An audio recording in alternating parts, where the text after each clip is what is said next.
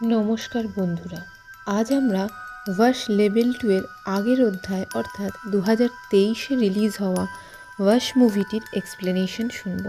Wash একটি Gujarati psychological thriller movie, যেটা এক কথায় অসাধারণ। গল্পের শুরুতেই আমরা এক ব্যক্তিকে দেখি একটি মৃত ইঁদুরকে উঠিয়ে নিয়ে পলিব্যাগে ভরে নিচ্ছে।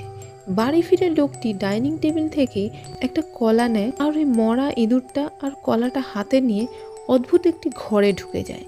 এই ব্যক্তি কে আর কেনই বা এরকম অদ্ভুত কাণ্ড সে করলো, সেটা আমরা গল্পের পরের দিকে বুঝতে পারবো। সিন শিফট হয়ে আমাদের আরিয়া নামের একটি মেয়েকে দেখানো হয়। তাকে তার বাবা অথর্ব কলেজ থেকে বাড়ি ফিরিয়ে নিয়ে যেতে এসেছে। ফেরার পথে আরিয়া জানায় যে সে কলেজের বন্ধুদের সাথে একটা কলেজ ট্রিপে যেতে চায়, তো অথর্ব তাতে মত নেই।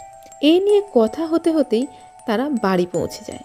বাড়িতে আরিয়ার পুরো পরিবারকে দেখানো হয়। আরিয়ার বাড়িতে তার বাবা অথর্ব ছাড়াও তার মা বিনা আর তার ভাই অংশ, এই 4 জন রয়েছে। খেতে বসেও আরিয়া সেই একই জেদ করতে থাকে কলেজ ট্রিপে যাবার। অনেক জোরাজুরির পর অথর্ব রাজি হয়, কিন্তু সে জানিয়ে দেয় আরিয়াকে তার সমস্ত বন্ধুদের মোবাইল নাম্বার বাড়িতে দিয়ে যেতে হবে।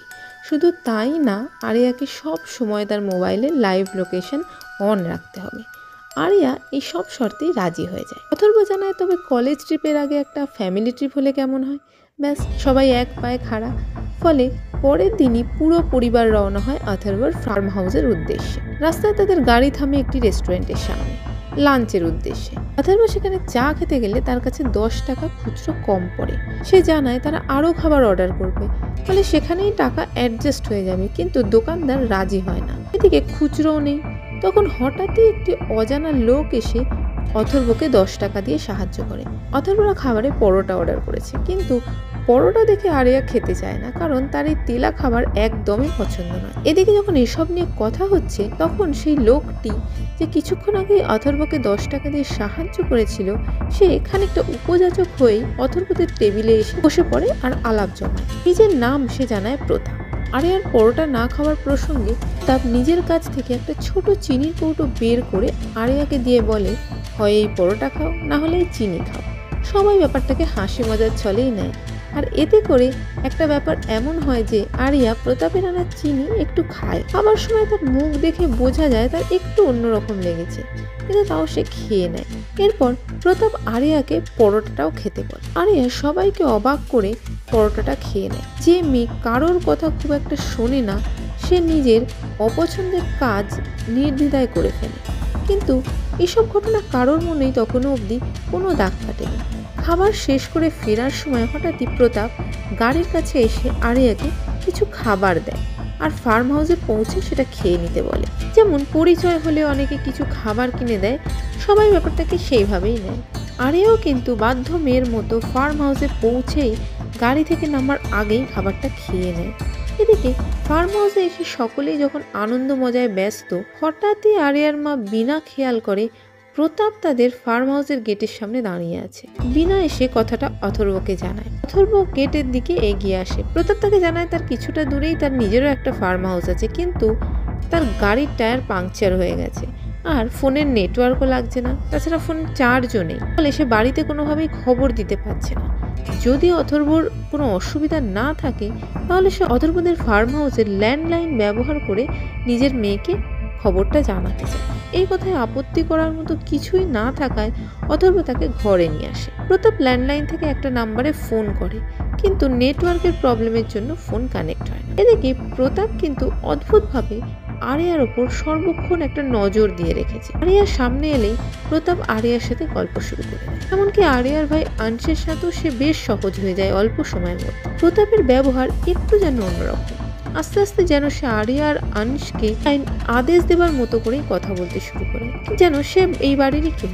বিনার একটু অস্বস্তি হতে শুরু হচ্ছিল প্রতাপের আচরণ দেখে, কিন্তু অথর্ব তাকে আশ্বাস দিয়ে শান্ত করে দেয়। এদিকে আরিয়া প্রতাপকে তার সমস্ত পার্সোনাল কথা বলতে শুরু করে, তার বয়ফ্রেন্ড, তার কলেজ ট্রিপ, সবকিছু।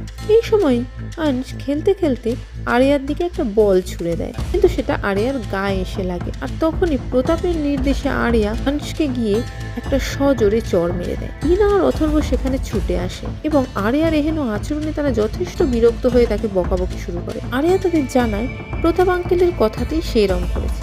প্রতাপের উপস্থিতি এবার যেন একটু অসহ্য হয়ে উঠছিল। খেতে বসে প্রতাপ আরিয়া তার বয়ফ্রেন্ডের সাথে ব্রেকআপ করে নিতে পারে, আর আরিয়া সে কথা শুনে সাথে সাথে ফোন করে তার বয়ফ্রেন্ডের সাথে ব্রেকআপ করে নেয়। এসব থেকে আরিয়ার মা বাবা খুবই বিরক্ত হয়ে প্রতাপকে এবার চলে যেতে বলে, কিন্তু প্রতাপ এখন যেতে চায় না। তিনি অথর্ব আর প্রতাপের কথা কাটাকাটি থেকে প্রায় হাতাহাতির মতো হতে যায়, আর তখন হঠাৎই প্রতাপ আরিয়াকে আদেশ দেয় তার বাবাকে আটকাতে। অমনি আরিয়া নিজের বাবার উপরই খুব বাজেভাবে চেঁচিয়ে ওঠে। প্রতাপ আরিয়াকে শুকনো চা পাতা খেতে বললে সে তাও করে। কখনো প্রতাপ তাকে হাসতে বলছে, কখনো তাকে কাঁদতে বলছে, কখনো একসাথে দুটোই করতে বলছে।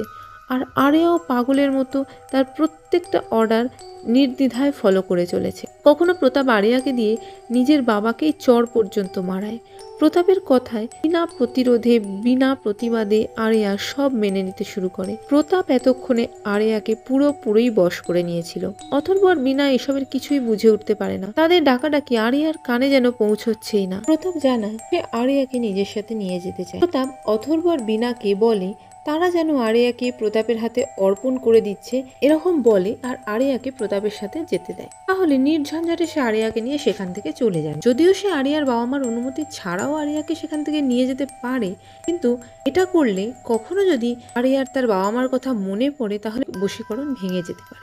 এইসব বলার মাঝেই প্রতাপ আরিয়াকে জোরে একটা লাথি মারে। এটা দেখে সহ্য করতে না পারে অথর্ব ছুটে গিয়ে প্রতাপকে আঘাত করতে যায়, কিন্তু প্রতাপ আরিয়াকে অথর্বকে আক্রমণ করতে আদেশ দেয়। অথর্বর সাথে আরিয়া ঠিক পেরে উঠতে পারে না। তখন প্রতাপ একটি অন্য চাল চাল। সে আরিয়াকে তার ভাই অংশকে মারার আদেশ করে, আর আরিয়া সেই মতো অংশের মাথা দেয়ালে ঢুকে ফাটিয়ে দেয়। ফলে অথর্ব প্রতাপকে ছেড়ে নিজের ছেলের দিকে ছুটে যায়, আর অথর্ব আর বিনা অংশকে নিয়ে একটা ঘরের ভিতর চলে আসে তার ব্যান্ডেড করার জন্য। এইসব গন্ডগোলের জন্য প্রতাপ খুব রেগে যায়, আর আরিয়ার উপর অত্যাচারের মাত্রা আরো বাড়িয়ে দেয়। সে আরিয়াকে নাচ করতে বলে। আরিয়া পাগলের মতো অবিরাম নাচতে থাকে। হাঁপিয়ে গিয়ে কষ্ট পেলেও সে থামে না। আরিয়ার জল তেষ্টা পেলেও তাকে জল খেতে দেয় না। এসব থেকে সহ্য করতে না পেরে অথর্ব একটা ব্যাট নিয়ে এসে প্রতাপকে মারতে যায়, কিন্তু আরিয়া রয়েছে প্রতাপের পাহারায়।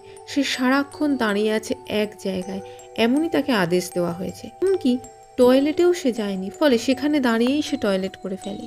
প্রতাপ সবার সামনে বিনাকে আরিয়ার জামা কাপড় বদলাতে বলে।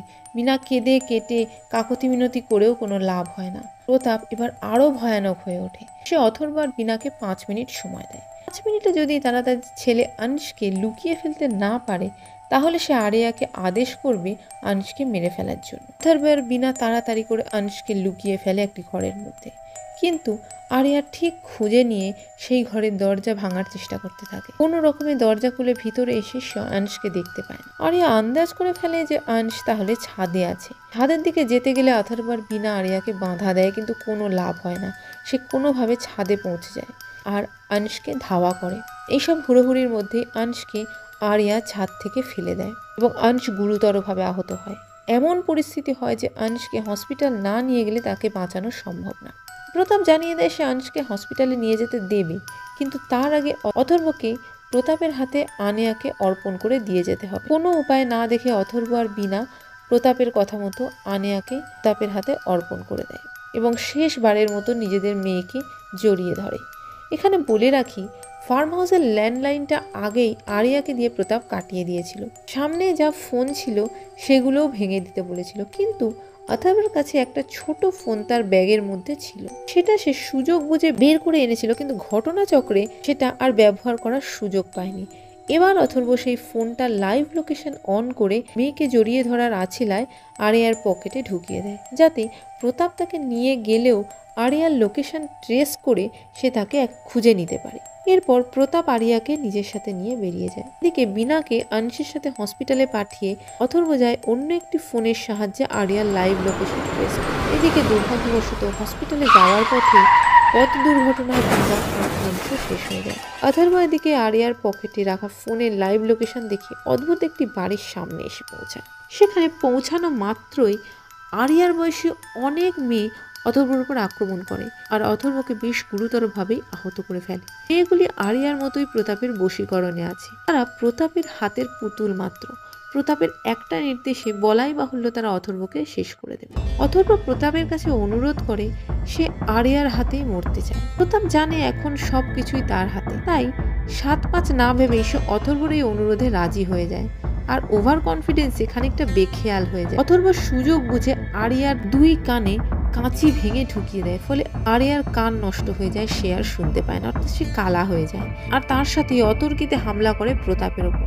ঘটনাক্রম বোঝার আগেই অথর্ব প্রতাপের জিভ ছিঁড়ে দেয়, ফলে প্রতাপ আর কথা বলতে পারে না, আর কথা বলে আদেশ না দিলে তার নির্দেশ আর কেউ মানবে না।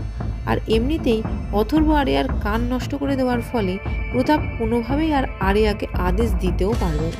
এসবের ফলে বাকি মেয়েগুলো প্রতাপের হাত থেকে মুক্তি পায়। সিন শিফট হয় মুভির শুরুতে দেখানো সেই দৃশ্যটিতে।